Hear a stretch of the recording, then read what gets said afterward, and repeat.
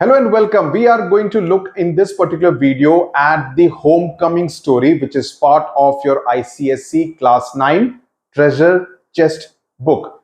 Before we start the story, I would strongly recommend that each one of you always read the author's note, which is put in a box out here.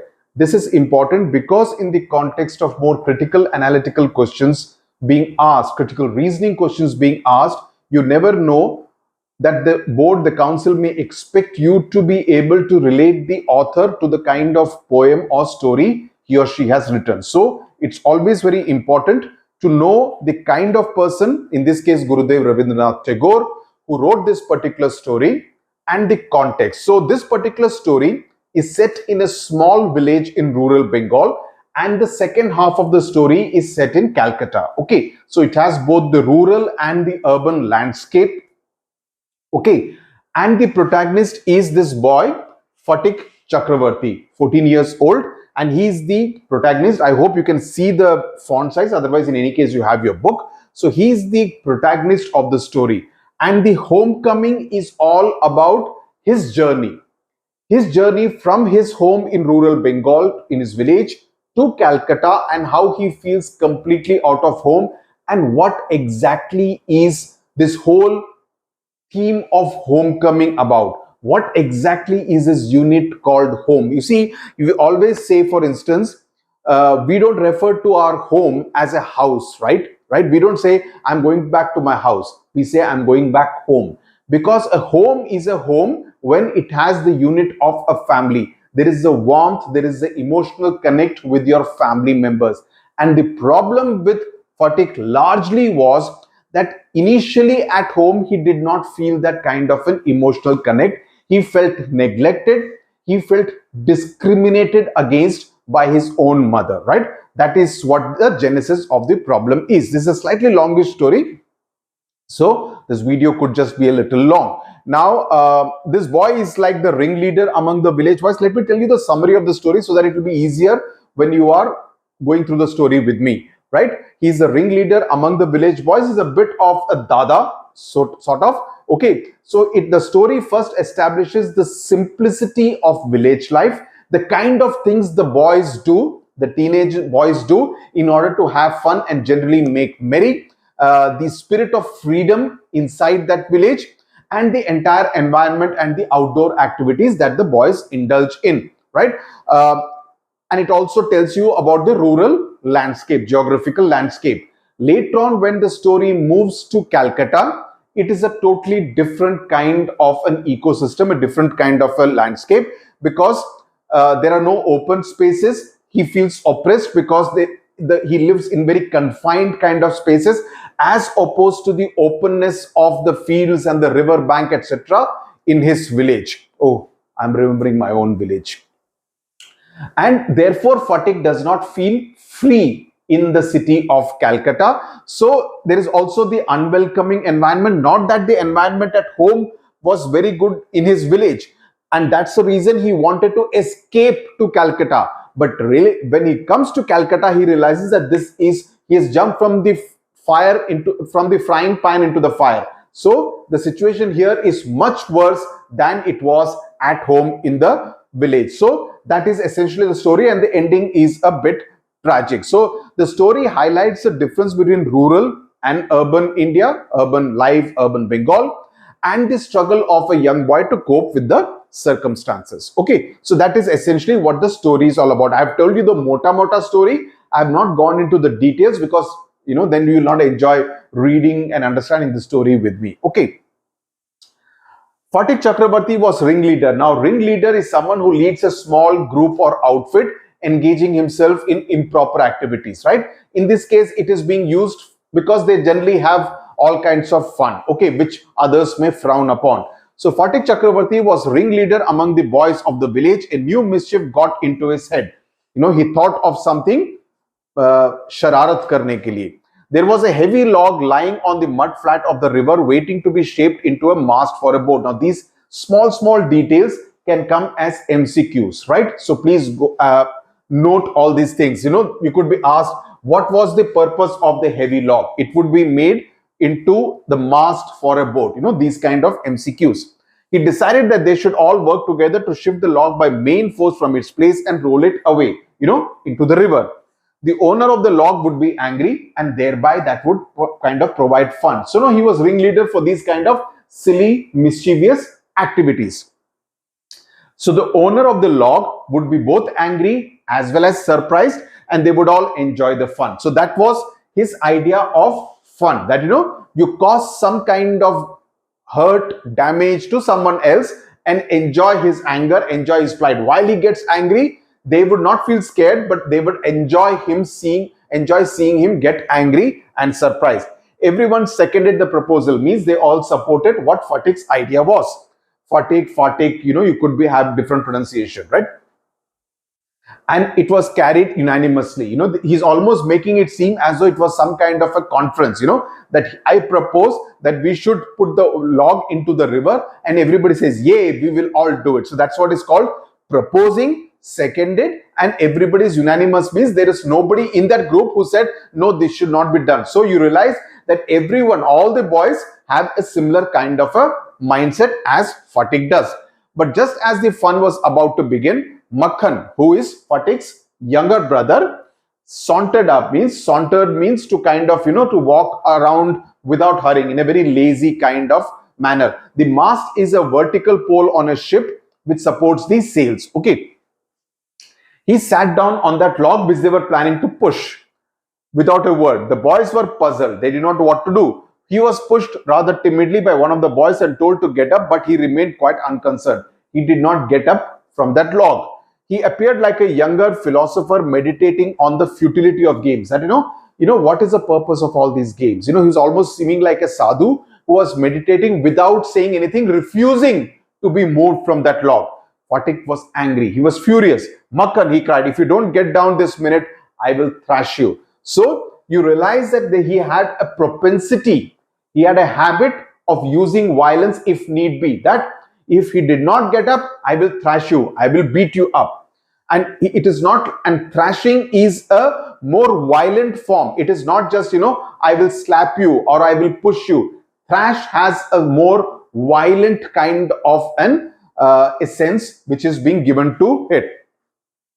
Makhan only moved to a more comfortable position. Now, if Phatik was to keep his regal dignity before the public, regal dignity, why? Because he was the ringleader. If he says something, that should be obeyed. People should not defy his orders. But here was his own younger brother who was defying his orders. He was not getting up when he was told to, even when he was warning him that he would thrash him. It was clear he ought to carry out his threat in order to keep his regal dignity, but his courage failed him at the crisis. Phatik could not beat him up. His fertile brain, fertile means with lot of imagination, lot of ideas, however, rapidly seized upon a new maneuver which would discomfort his brother and afford his followers an added amusement. But he thought, okay, this guy is not getting up, so let me think of something different. Okay, so what he thought, maneuver means this is not happening, I will try a different way of making him get up, and that would make his brother uncomfortable, discomfort, and afford and give his followers, although jo dusre ladke hain, they would all feel more amused seeing what he was going to do. He gave the word of command to roll the log and Makhan over together. Baithne do usko, we will roll him also into the water. Makhan heard the order and made it a point of honor to stick on. So this fellow is also obstinate, stubborn, ziddi. He decided, I will stick on. But he overlooked the fact, like those who attempt earthly fame in the other matters, that there was peril in it. Peril means that there was danger. Okay, so he kind of, did not realize that there was danger in actually holding on while the log was going to be pushed into the river. Like those who attempt earthly fame in other matters, he's trying to make a kind of philosophical statement that there are some people who try to become famous, right, without realizing that there is actually risk in undertaking this particular task. The boys began to heave at the log, means push it with all their might, calling out 1, 2, 3, go. At the word go, the log went, and with it went Makhan's philosophy, glory, and all. And Makhan also went into the water. All the other boys shouted themselves hoarse with delight. They were very happy and they were shouting, and their voice was kind of croaking. But Fatik was a little frightened because he knew what could be the consequence of what he had just done or ordered or commanded. He knew what was coming. And sure enough, Makhan rose from Mother Earth, blind as fate and screaming like the fury. So, you see the kind of language Gurudev Tagore has used, that he kind of rose with a lot of anger, right? And screaming like the fury. He was furious. He rushed at Fatik and scratched his face.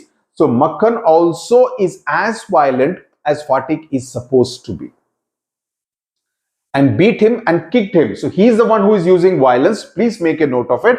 And then went crying home. The first act of the drama was over. Okay, that's what happened at the river bank.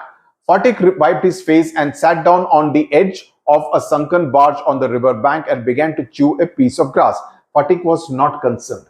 Itna kuch drama hua, he calls it drama himself.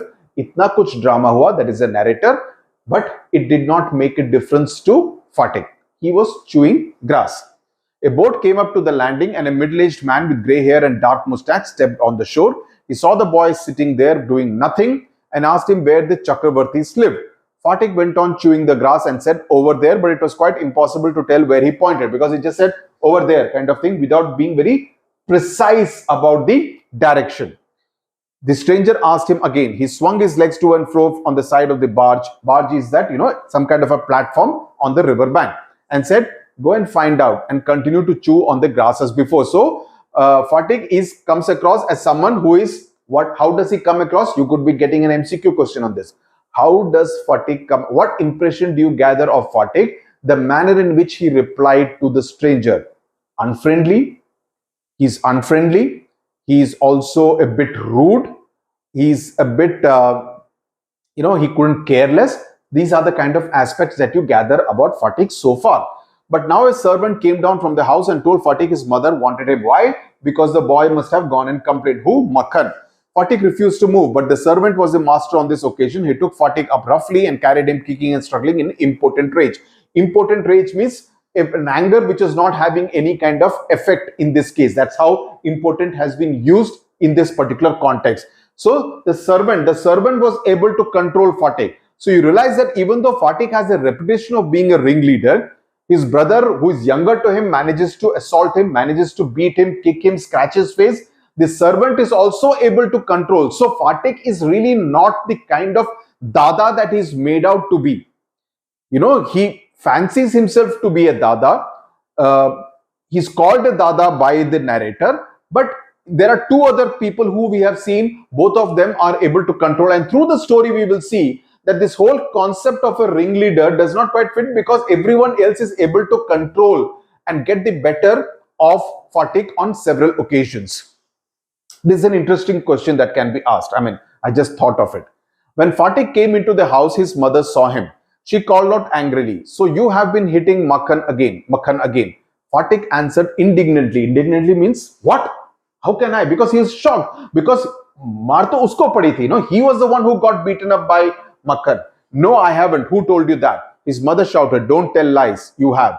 Fatik said suddenly, "I tell you, I have not. You asked Makhan." But Makhan thought it best to stick to his previous statement, what he had already told his mother, obviously. And he had come home crying. So it obviously, you put two and two together, you think that, okay, this fellow must have been beaten up by the elder brother, who must have had a reputation of beating him on previous occasions. "Yes, mother, Fatik did hit me." Fatik's patience was already exhausted. He could not hear this injustice. He rushed at Makhan, there's a typo here, and hammered him with blows. So now Fatik gave it to Makhan. Take that and that and that for telling lies. So he's upset that Makhan is lying. His mother took Makhan's side in a moment and pulled Fatik away, beating him with her hands. When Fatik pushed her aside, she shouted out, "What, you little villain, would you hit your own mother?" Right? So when Fatik has pushed her aside, that's how she reacts.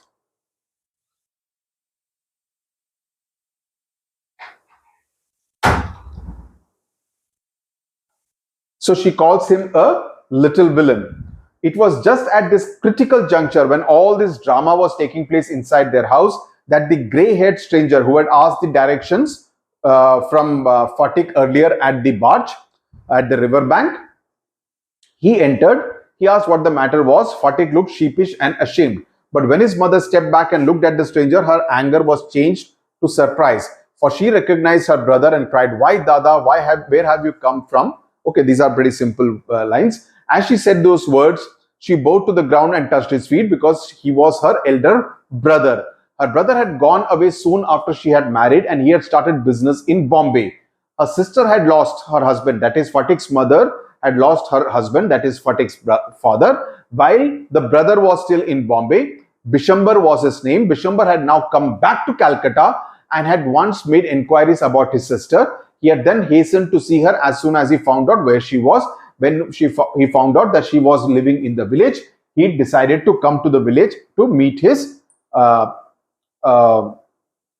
sister. Important rage is having no power to change anything except despite the anger. Okay, the clinical definition. The next few days were full of rejoicing. The brother asked after the education of the two boys. He inquired, what are the two boys studying? He was told by his sister that Fatik was a perpetual nuisance. Perpetual means permanent, hamesha ki musibat. He was lazy, disobedient and wild. These are the three adjectives which are being used for Fatik. Perpetual nuisance, lazy, disobedient, wild. Please use it as keywords in your answers. Okay, this is important. This paragraph is important because it kind of describes, in the opinion of the mother, what the two boys were like. So these are the four adjectives which have been used for Fatik. Whereas Makhan, it is said that he was good as gold. We know that he quite wasn't. Quiet as a lamb, he hardly was quiet as a lamb, and very fond of reading. So you need to remember these adjectives. These are keywords to be used for two important characters in the story, especially Fatik. Please remember it, mark it in your books, use it in your answers. Bishambar kindly offered to take Fatik off his sister's hands and educate him with his own children in Calcutta. The widowed mother readily agreed. When his uncle asked Fatik if he would like to go to Calcutta with him, his joy knew no bounds. Knew no bounds means he was overjoyed. He was overjoyed. He was very happy and he said, "Oh yes, uncle," in a way that made it quite clear that he meant it. So he thought this is an escape. This is an escape. So let's come to the first thing. What was the title? The Homecoming. This is the first homecoming for Fatik. Which one? When he comes back from the river bank. And you realize that it's not a happy homecoming, because he kind of gets scolded and his mother is not very happy with him. His brother has lied about the fact that he beat him up and stuff like that. So it was not a very happy homecoming. So that was the first time he went home, okay, in this story. It was an immense relief to the mother to get rid of Fatik. So to get rid means, picha chuta. She had a prejudice. Prejudice means she was not very fond of him. So she kind of, had harbored a grudge against her elder son, against the boy, and no love lost was not between the two brothers. That is, the two brothers did not love each other. She was in daily fear that he would either drown Makhan someday in the river or break his head in a fight or run him into some danger or the other. So these three things you need to remember. What were the kind of fears that Fatik's mother had vis-a-vis her two sons? At the same time, she was somewhat distressed to see Fatik's extreme eagerness to get away. So, she knew he was a perpetual nuisance. Even then, when someone comes and says, you come with me, and the boy immediately says, ha, I'll come. What does it indicate? That he is not very happy at this place, right? And Fatik's mother, despite all that she thought about Fatik, was not very happy to hear his eagerness to get away from the village and go off with the uncle to Calcutta. Fatik, as soon as all was settled, kept asking his uncle every minute when they were supposed to start. He was on pins and needles all day long. Means he was very eager, ki kab chalna hai kind of a thing. Pins and needles means a very uncomfortable kind of state of being in that village house with excitement, and lay awake most of the night. He bequeathed to Makhan, that is, he gave away to Makhan in perpetuity, permanently, his fishing rod, his big kite and marble. So you could get MCQs on the things that he gave to Makhan. Indeed, at the time of departure, his generosity towards Makhan was unbounded. So he was being very generous in giving away to Makhan all the things that belonged to him in perpetuity, because he thought once he goes off to Calcutta, he had no intentions really of coming back.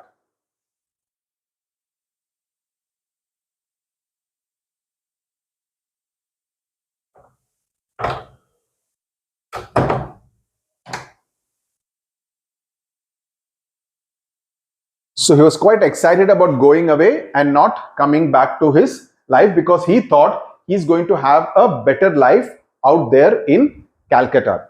When they reached Calcutta, Phatik made the acquaintance of his aunt for the first time. That means he was meeting her for the first time. Acquaintance means that he was getting acquainted with her.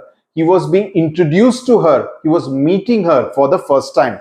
She was by no means pleased with this unnecessary addition to her family. This is an important aspect as far as the aunt is concerned. She found her own 3 boys quite enough to manage without taking anyone else, and to bring a village lad of 14. Her boys were town lads. Now, a village lad, in terms of temperament, in terms of psychological makeup, everything would be very different, right? Into their midst was terribly upsetting, because the upbringing would be different. Bishambar should really have thought twice before committing such an indiscretion. Indiscretion means, making such a decision which was not very well thought out. In this world of human affairs, now this is Tagore's philosophizing about it. Okay, indiscretion is lack of judgment or carelessness. In this world of human affairs, there is no worse nuisance than a boy at the age of 14. He is neither ornamental, means he does not look very good, nor useful. He is neither a young boy nor is he a man who can take on adult jobs. It is impossible to shower affection on him as a little boy, and he's always getting in the way, in the sense that, he doesn't, you don't know what to do with a boy of 14-year-old. If he talks with a childish lisp, he's called a baby. And if he answers in a grown-up way, he's called impertinent. Impertinent means someone who, talks in a way he should not really be talking. Like, impertinent can also be like, bordering on being rude sometimes. In fact, any talk at all from him is resented. Resented means it is not liked. Then he is at the unattractive growing age. He grows out of his clothes with indecent haste, because he's growing fast, he's growing tall, he's putting on weight. His voice grows hoarse. The boy's voice cracks and breaks and quavers. His face grows suddenly angular and unsightly. It is easy to excuse the shortcomings of early childhood, but it is hard to tolerate even unavoidable lapses in a boy of 14. That is, if it is a boy of, let's say, 7-8 years old, you can, be more indulgent towards the boy. But when it is a lad of 14, you find it difficult, whether to treat him as a grown-up person or to treat him as a child. He is in that in-between kind of teenage. The lad himself becomes painfully self-conscious. And the boy is also self-conscious, because the voice is changing, your physical appearance is changing, right? So, many boys also become very self-conscious at this age, because you feel very gawky at times. Gawky. Okay, you feel very gawky because you're suddenly growing tall, and your clothes are not fitting you. So, you feel very awkward with your physical appearance in general. The lad becomes painfully self-conscious. When he talks with elderly people, he is either unduly forward or else so unduly shy that he appears ashamed of his very existence. So this is, Tagore philosophizing about how a boy of 14 usually tends to behave. Yet it is at this very age when in his heart of hearts, a young lad most craves for recognition and love. He may feel shy, he may feel awkward, but it is at this age of 14 that a boy actually needs affection and love, which he is actually being deprived of right now. Okay, he becomes the devoted slave of anyone who shows him consideration. So anyone who shows him, a bit of recognition, takes time to talk to him, indulges him, he becomes like an obedient slave. He becomes like a fan. But none dare openly love him, for that would be regarded as undue indulgence and therefore bad for the boy. But if you love him openly, it will seem like usko kuch zyada hi sar pe chada rahe hain, zyada hi pyar de rahe hain. You are showering too much of love on him, you are indulging him too much, and therefore it is considered to be bad for the boy.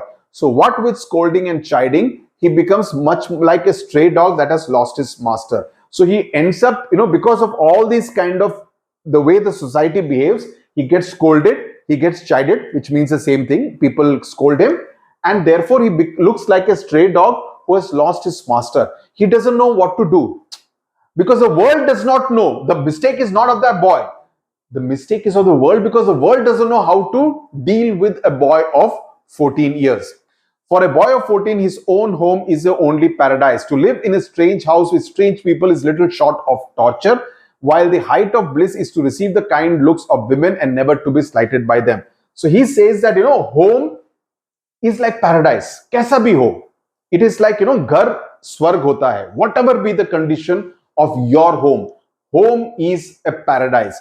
And therefore, to be living with strange people can be a little torturous, as Phatik realizes in Calcutta. And what can make him happy is to receive the kind looks of women, which also he is being deprived of because his aunt is not a kind woman. His mother also did not particularly like him and thought that he was a nuisance, perpetual nuisance. So in that sense, you realize that, he hasn't kind of received motherly love and affection from the two women who are supposed to be mother figures. One, of course, is real mother. The other one who is supposed to be taking care of him in Calcutta. It was anguish to Phatik to be the unwelcome guest in his aunt's house, despised. Despised means disliked by this elderly woman, and slighted. Slighted means humiliated, being insulted, being snubbed on every occasion. If she ever asked him to do anything for her, he would be so overjoyed. By chance, if she says, "Ye kaam kar dena," he would be so happy to make her happy that he would go over. He would try to do everything that he could, that he would overdo it, and then she would tell him not to be so stupid, but to get on with his lessons. So she was not fond of him, and she was always trying to put him down.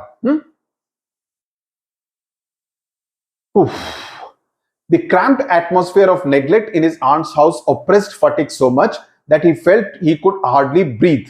So he was beginning to feel suffocated in that house. He wanted to go out into the open country, like in his village, and fill his lungs and breathe freely, the fresh air.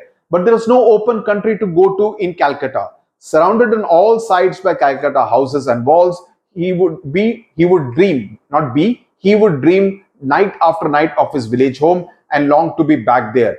He remembered his glorious meadow. Meadow means the grasslands, the fields, where he used to fly his kite all day long. The broad river banks where he would wander about the livelong day, singing and shouting for joy. The narrow brook, again like a brook means like a stream, where he could go and dive and swim at any time he liked. So that was the kind of village life that Phatik Chakrabarti led in his village.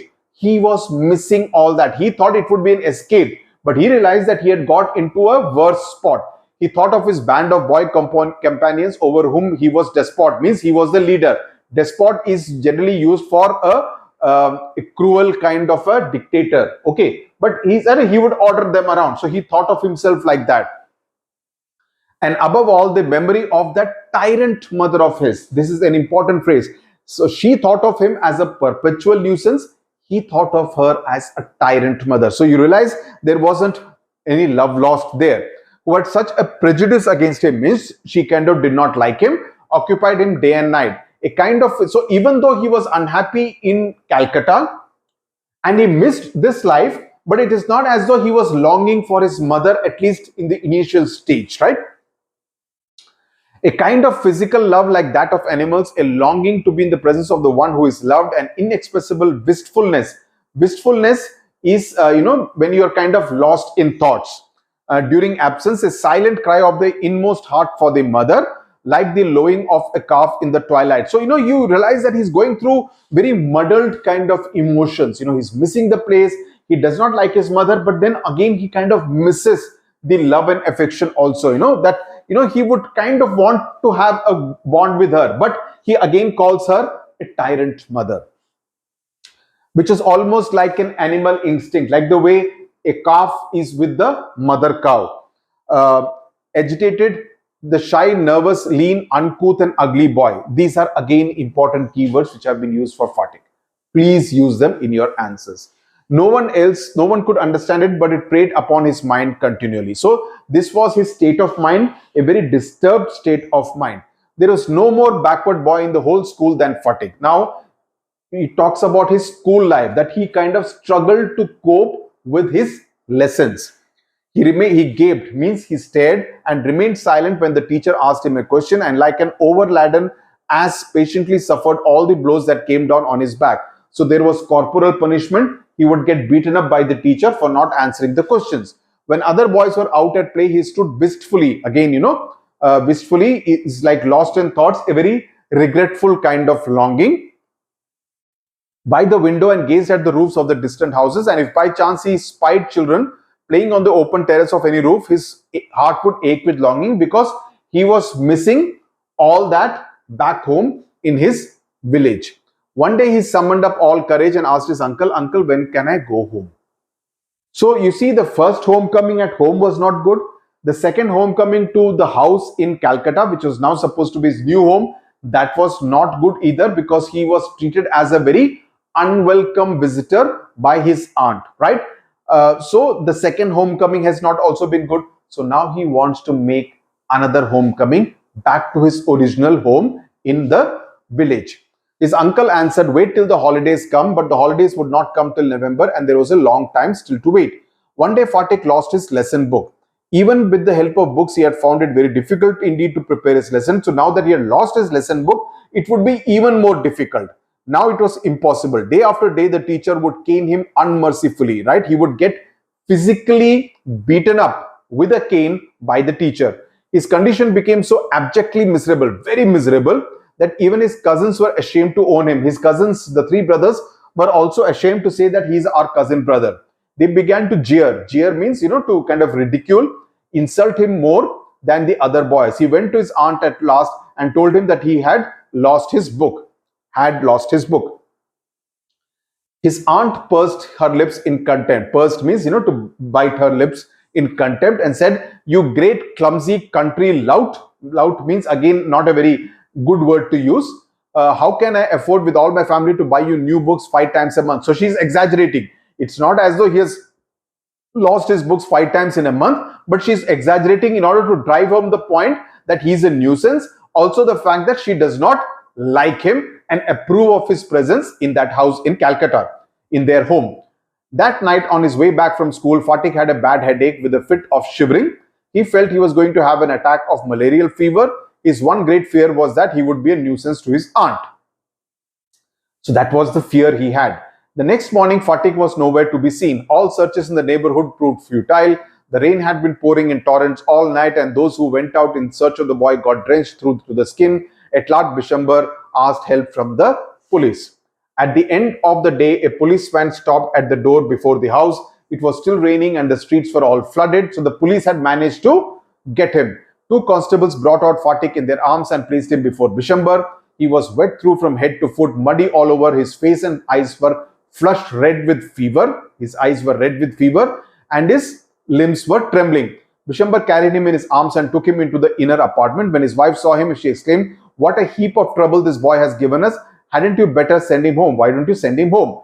Fatik heard her words and sobbed out loud, "Uncle, I was just going home, but they dragged me back again." So since his uncle had said, wait till the holidays, which should not come before November, he decided that he would go home on his own, but he got caught in the rain and the police had caught him and brought him back.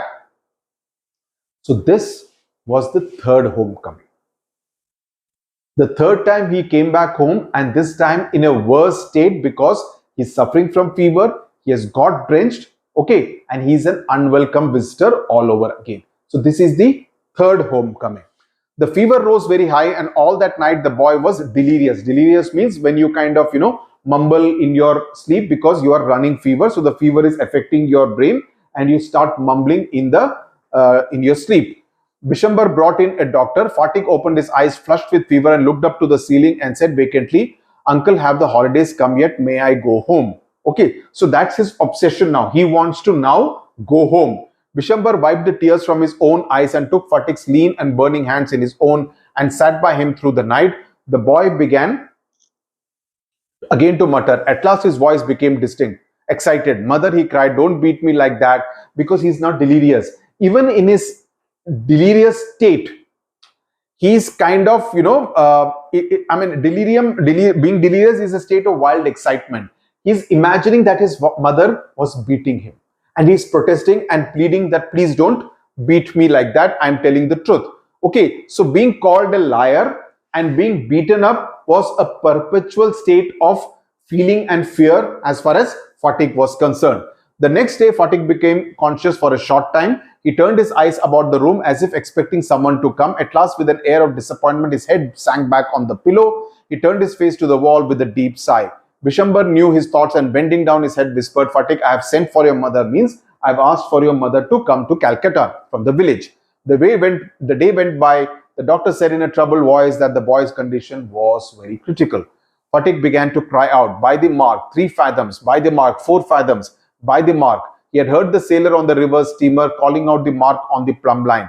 Now he was himself plumbing an unfathomable sea. Fathom is a unit of length which is used in reference to depth of water, and 1 fathom is roughly equal to 6 feet. Okay, so unfathomable means incapable of being understood. So you realize that he was himself trying to kind of, measure something which is very difficult to be measured, and you realize he's using the imagery of water. So he's kind of sinking. When you get the feeling, when you are running very high fever, I don't know if any one of you, I hope not, suffered from dengue, where the fever shoots up to 106. And I'm not joking. My daughter suffered from dengue 4 years ago. For fever, we were shocked. I had never seen someone recording 106 temperature, right?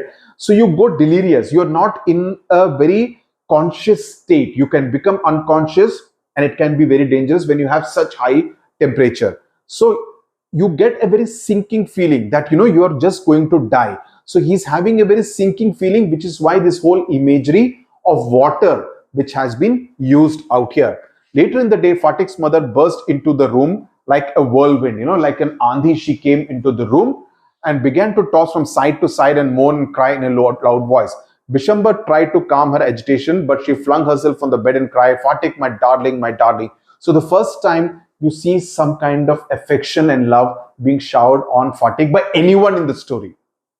You have his ring of boys who kind of worship him, hero worship him, but none of them have been named. But among all his other family members, his aunt, his cousins, the school teacher, Makhan, his mother, his uncle is a little more neutral, right? No one has showed any love and affection towards him. Fatik stopped his restless movements for a moment. His hands ceased beating up and down. He said, because he's surprised at being referred to as darling. The mother cried again, Fatik, my darling, my darling. Fatik very slowly turned his head and without seeing anybody said, Mother, the holidays have come. So, which means the holidays have come, the homecoming should happen. He leaves it like that. Now, this is open to interpretation, right? He very slowly turned his head and said, without seeing anybody, he said, the holidays have come. So, the holidays have come means he can now go home. But whether Fatik survives or not, that is open to interpretation. One interpretation is that he dies at the end, because he's already sinking. But at the last moment, he receives some love and affection from the mother, right? So the whole concept of homecoming. So finally he gets to go home. But what kind of a home it is, whether he goes back to the village or whether he dies, right? Tagore has left it very open-ended, which can be open to different kinds of interpretation. He very slowly turned his head, which all indicates that the end has probably come for this boy of 14. And without seeing anybody, he's kind of, his vision is blurred. He says, Mother, the holidays have come, the homecoming can happen. He can now go away, he can now return. Now the return can be like he's dying in the arms of his mother, which means the lady who gave him birth is kind of going back to her. So it can be interpreted in several ways. So the ending is very, very open-ended in that sense. And but the larger theme of the story is that of homecoming. That home is where you get the love, which is why a home as a concept is a very integral and an important part of all our lives, right? I hope you understood the story, enjoyed it, took the meanings from it. It's very important to see this video instead of just looking at the notes, because a lot many things you explain it much better in a video, right? Thank you very much for watching. All the best.